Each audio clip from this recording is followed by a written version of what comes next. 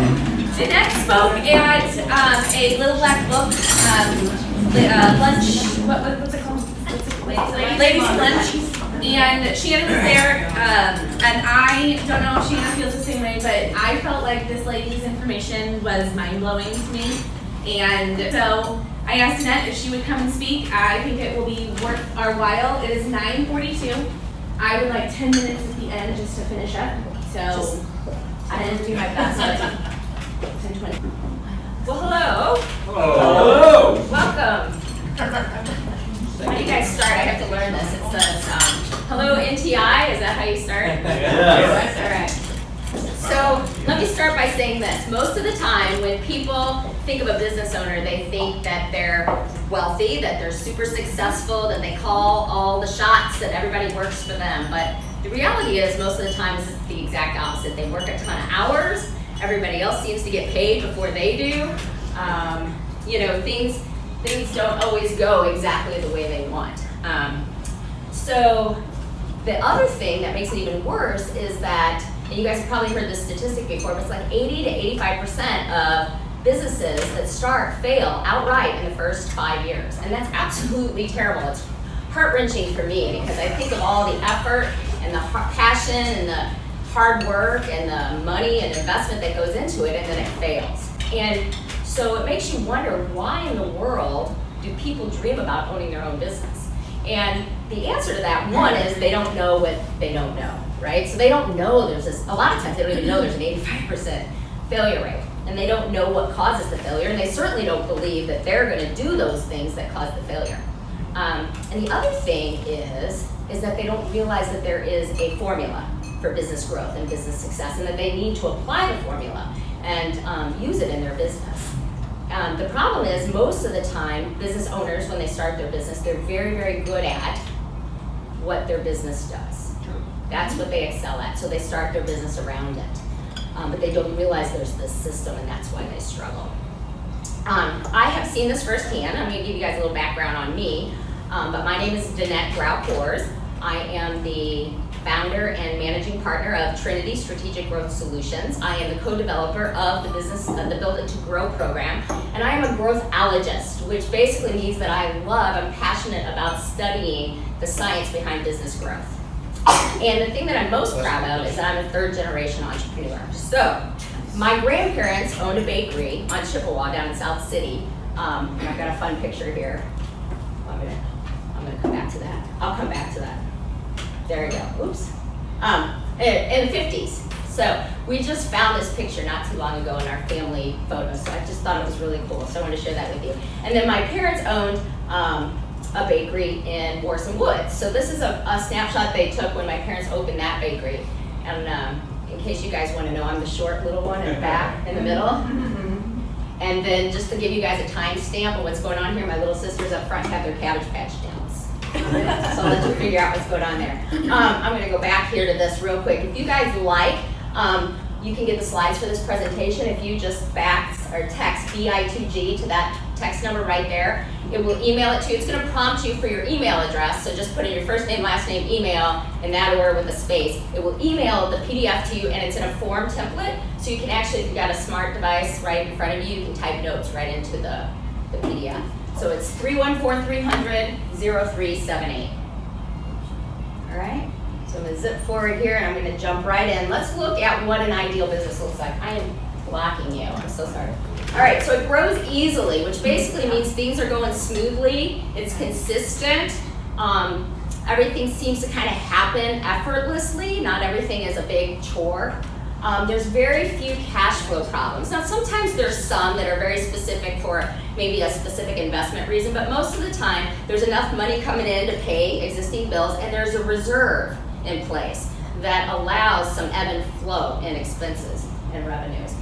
Everything's smooth in operation, which means there's not a ton of fires, right? A lot of times entrepreneurs are running around with their hair on fire, trying to put out HR issues, trying to figure out how to make payroll this month, all of those sorts of things going on. But that doesn't happen in an ideal business, and it's controllable. And what that means basically is that you can grow it at a rate that you want it to grow, that you can handle capacity and operation wise, as well as you can slow it down. So let's say you have some issues with operation lines or maybe staff, you can slow things down. You have control over that. Some of those other variables, there it is, a missing slide. That's why. Okay, that makes a lot of sense. So that's right. So that's okay because we're short on time, so I'll just skip the other 4 points.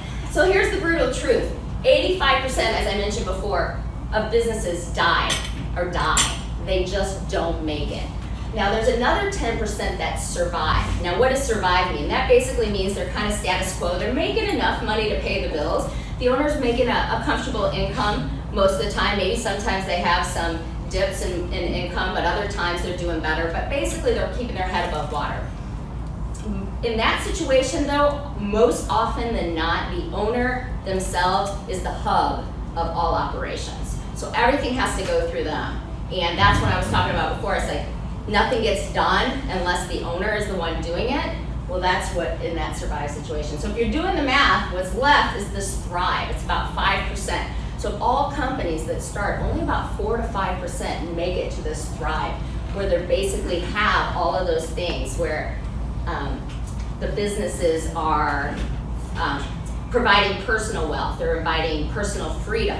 They're giving you all of these things that people dream of, and that's why they want to start a business, because the business does provide those things. But you got to follow that formula. So what's the difference? What makes some businesses successful and others? And it really comes down to whether or not that business owner is what I call a growth-oriented leader, where they are really looking at vision and long-term, or are they stuck in the operations of the day-to-day? Are they doing and have to be there to make everything happen? Because they're not fulfilling that role of the leader who's looking at and making sure everything all kind of works together. And they have to be in that role because no one else can be. You can't outsource that. You can't hire somebody to be your visionary. Now, if you're a large corporation, maybe you hire a CEO to do that, but that's a whole different level than a small business owner. So here's the thing, there's 2 steps to it. You gotta know, remember we talked about you don't know what you don't know. You gotta know what to do and what the difference is and what's different between thriving businesses and surviving, or worse, dying businesses. And then the second part is you gotta take action. You gotta do something with that knowledge, right? Now, why aren't more successful? Well, you would think that's an easy formula. You just learn what you need to know and then you do it, right? But it doesn't happen, and here's why. You haven't learned how, businesses haven't learned how, but there's 2 ways to do it. Trial and error, and then learn from someone else. Those are the only 2 ways you can learn anything, right? Now let me ask you guys, which way do you think entrepreneurs learn things that they don't know? Trial and error. Yep, absolutely. And that's because mostly it's in their DNA. They're hard workers, they're smart people, they can get in, they can figure stuff out, they make it happen. And trial and error is the best way to learn anything, by far. Is it also the most It's also the most expensive and the most painful most of the time. I think I can vouch for that, actually. What's I that? would argue teaching it.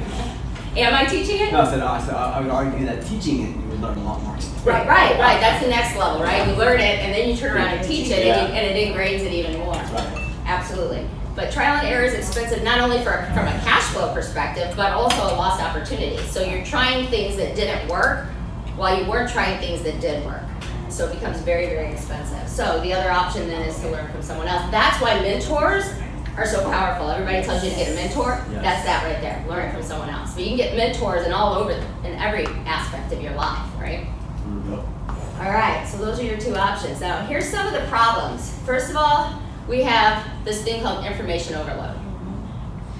So it's worse today than ever before because we have this thing called the internet, which I absolutely love the internet because I love to learn. But you can never get to the end of the internet. It just keeps giving you more and more and more information. When you've got a billion different options, you've got podcasts, you have vlogs, you have webinars, you have books, you have audio programs, and so you just keep learning and learning and learning. So without the application of it, or understanding what's relevant, what's applicable to you in your current situation, you don't really know what to do with it. Sometimes it's very encouraging, it gets you really fired up, but there's that second part, which is taking action, which you don't necessarily do because you don't know what to do with it. Or if you try to do something with it, it may not be the right thing, because we talked about that, and you may just be spinning your wheels, right? There's also this thing called failure to implement, which means you learn everything and you don't do anything with it. So you bring all these binders back from a seminar that you go to, and maybe binders date me a little bit because those are paper and stuff, right? Not a PDF format or something like that.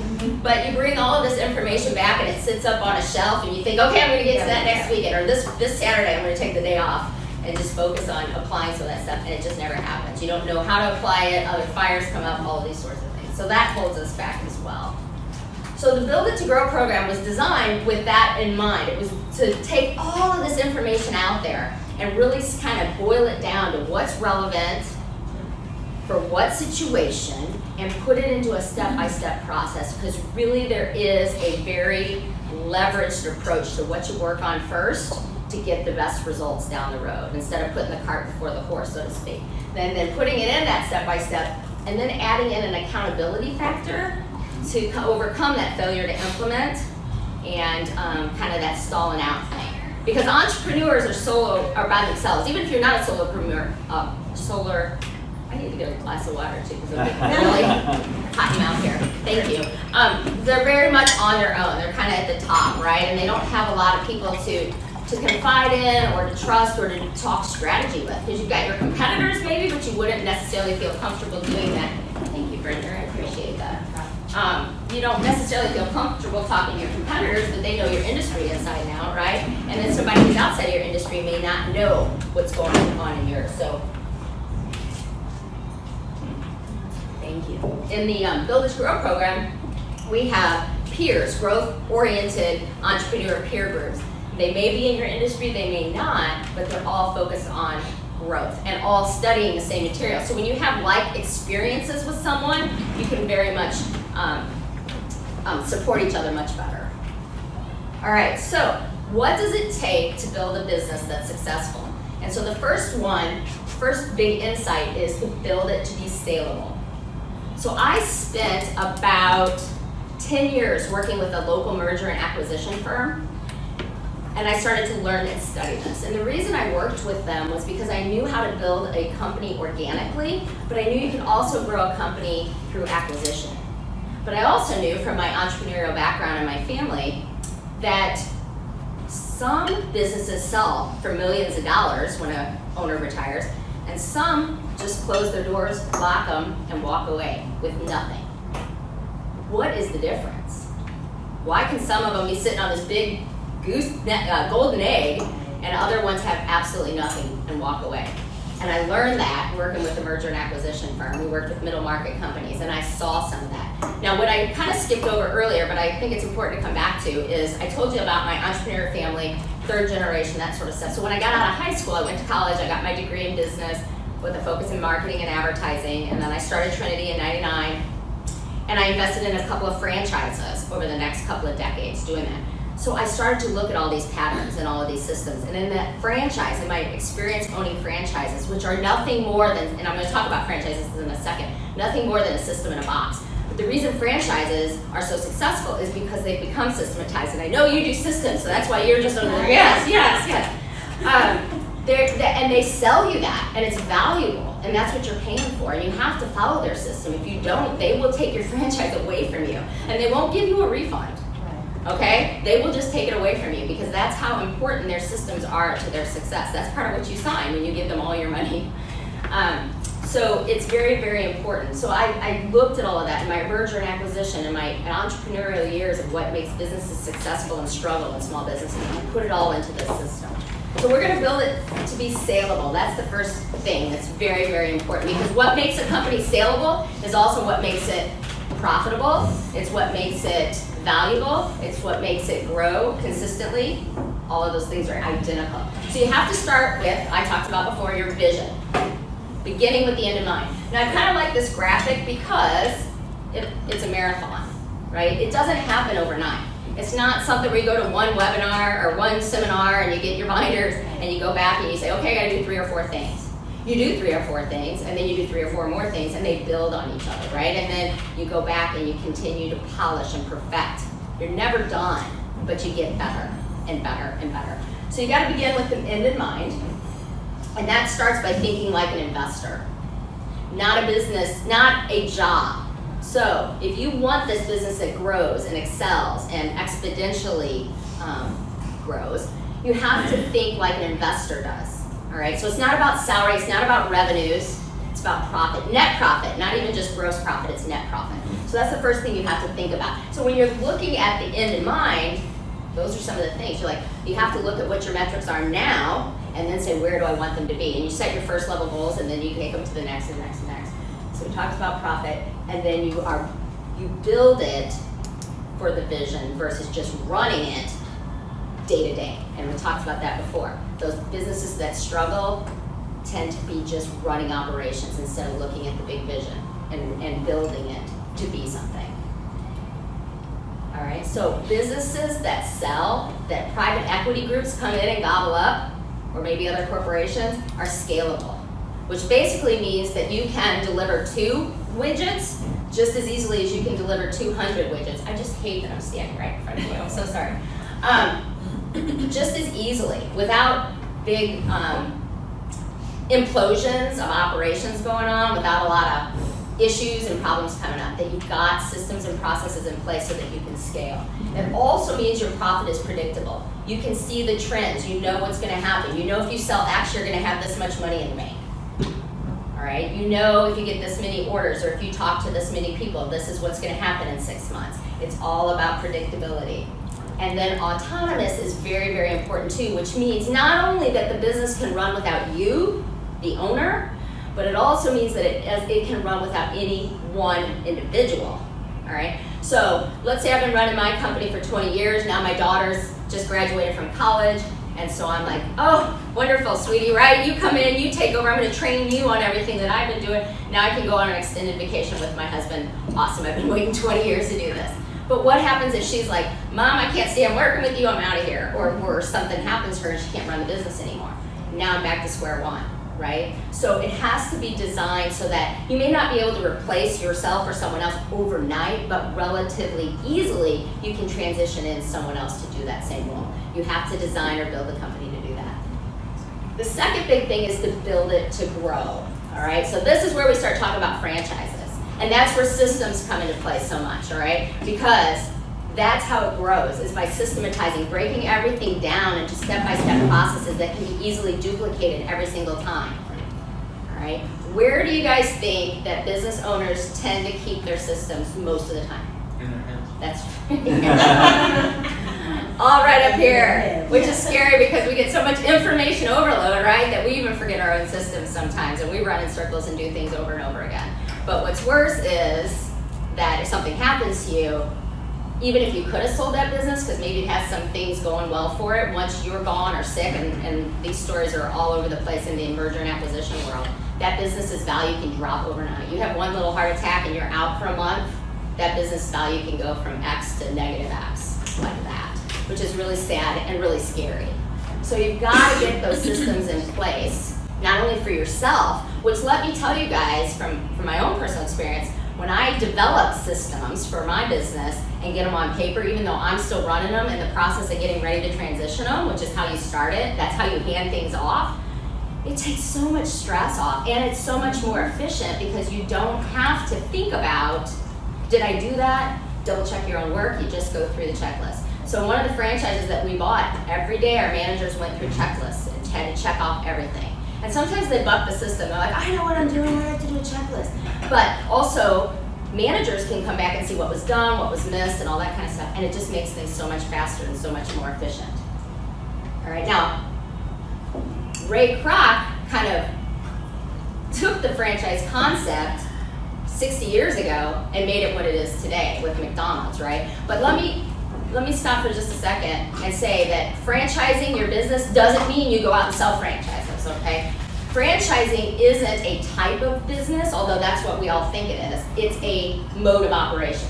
It's a way to run your business. So everyone should be thinking about franchising their business, even if you never intend to sell a franchise ever, because that's how you're gonna make it saleable, and that's how you're gonna make it growable.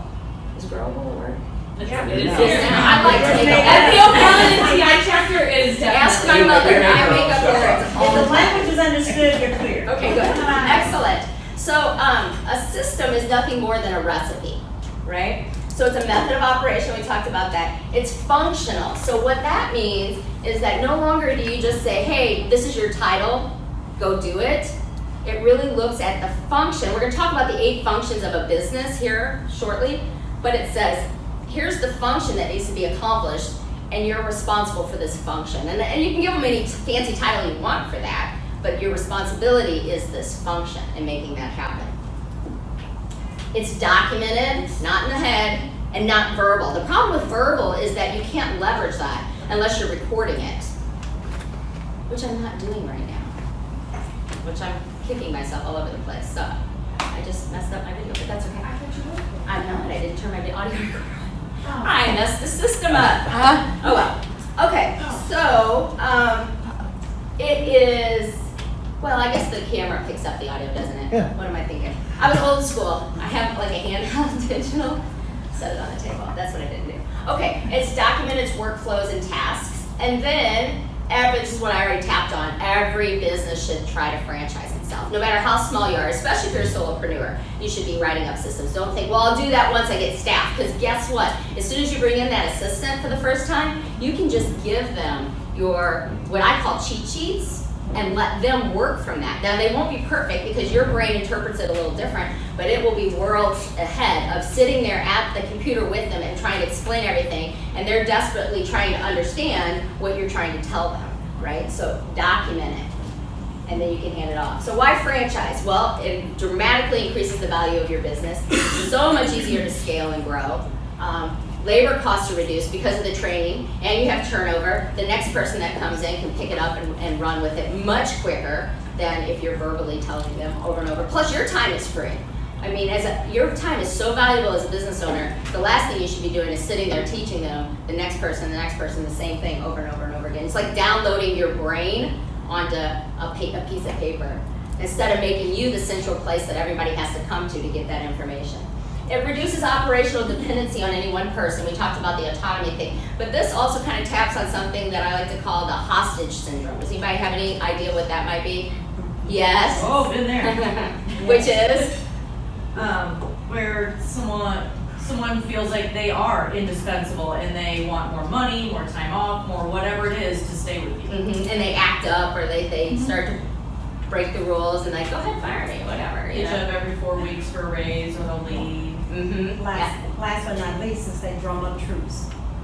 They drum up troops. So Oh, like turn everybody against you. Yep. And they think they're leading. So that's the last place you want to be. So if you have all of these systems and processes in place and you've become autonomous, it may be painful to let that person go because they may be very good at what they do and they may be very valuable to your company, but they're not valuable if they're turning everybody against your vision and you, and they're not valuable if they're constantly breaking rules, setting bad examples, asking for more money. And I shared a story the last time I did this presentation, but I met with a nonprofit and they had a superstar come in that raised like $300,000 for them. But then somebody came in and told her she was worth a lot more.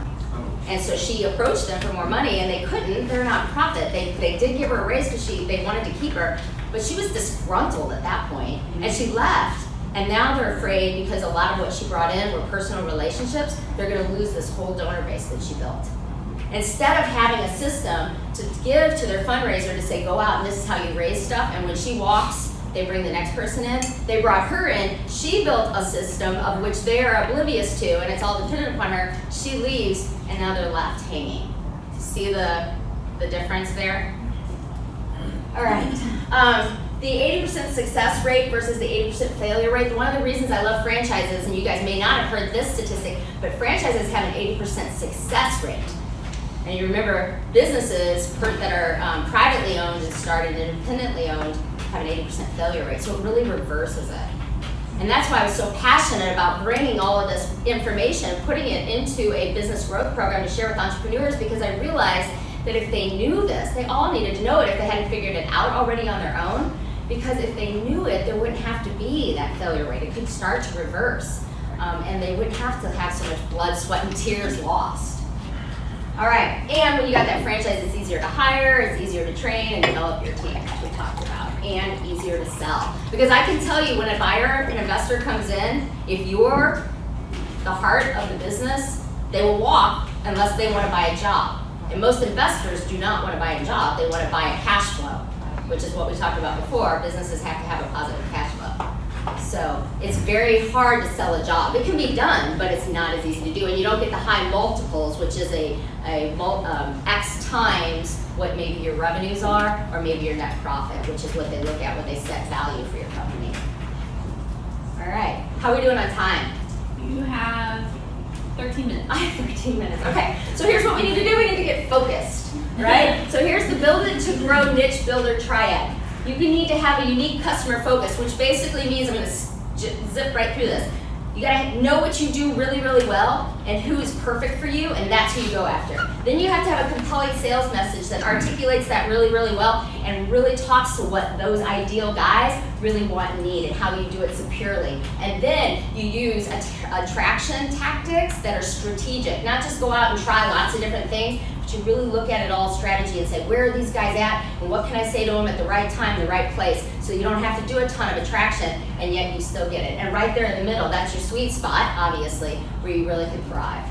All right, so there's 8 business functions in every business. 4 of them sustain growth, those 4 right there, and then 4 of them are what we call the growth engine. All right, those are what drive growth, those 4 right there, which is attraction, conversion, fulfillment, and then customer development. Fulfillment is what I would coin doing what you do. So almost all small business owners are really good at doing what they do, and they start their business around fulfillment. But there's 7 other functions that have to be done correctly. That's why it's so hard, and that's why the failure rate's so high. So you don't have to be experts in all those 7 other areas. You just gotta know what you gotta know, what you don't know about those 7 things, so that you can either outsource it or make sure it's getting done properly. Does it make sense? All right, so it's like an engine. Why do I call it an engine? Well, when you have an engine, you have all these different components that each have to work, but they also have to work together in order to kind of move things forward, right? And if any one piece breaks, unfortunately, because I've got 2.5 teenage drivers right now, I say half because one's got his permit, so I'm driving around at night. That's always fun. But if one part breaks, then you got to fix the whole car, right? You can't just say, well, you can for a short period of time just ignore it, but what happens? It gets worse, right? So you got to fix it, and you've got all of these things that all work together. Your dashboard is your metrics, so we're going to talk about that. Metrics are very important in business. So fuel, I'm going to start with fuel. That's the first thing. That's what we just looked at, that triad. It's your unique customer focus, your sales message, and your strategic attraction strategy. Every single business has its own unique field. Even if you guys, there's like 3 insurance people in here, you all are a little unique, you all do things a little differently, you all have a unique person that you can work with that really, really is perfect for you and you're perfect for them. So if you sit down and you really look at it, that's what you get in your fuel. So your fuel then feeds into your growth engine. And this is kind of the heart of the Build It to Grow program. We start with sustaining, all those 4 sustaining modules or functions, because if you can't sustain the growth, you don't want to grow before you can sustain, because you implode. And that's where I see a lot of businesses fail. They try to grow, they want to grow, they need more revenues, they need more customers, but they're not ready for it, and they actually die off faster by doing that. I say they dig their grave faster, and it's sad because they're not ready. But once you get here, and this is the sexy part, everybody wants to drive growth, nobody wants to do the sustaining part, but that's important to do first. But once you get there, the fuel goes into your attraction, and then you convert, right? Once you got a lead, you know they're not a customer just because you have a lead, but then you got to close them, and there's 2 parts to that. One is that nurturing process, that relationship development, and the second one is the sales process. Once they've shown interest, then you take them through that process. They either buy or they don't. If they don't, they go back into the nurturing process.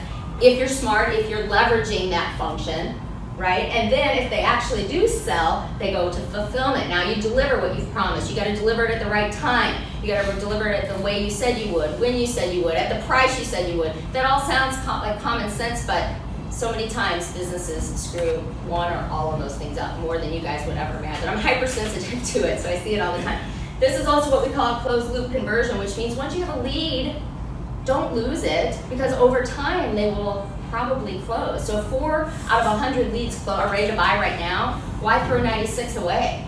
Right. To develop this system, and then you don't have to generate 96 more leads for the next 4 sales, right? Versus going out there and generating 100 leads over and over and over again just to keep getting 4 more sales. It's a lot of work and it's very expensive. All right, oops, so you fulfill, you get a little pot of gold. It's a little because there's some costs not only in delivering, but also in attracting and converting, right?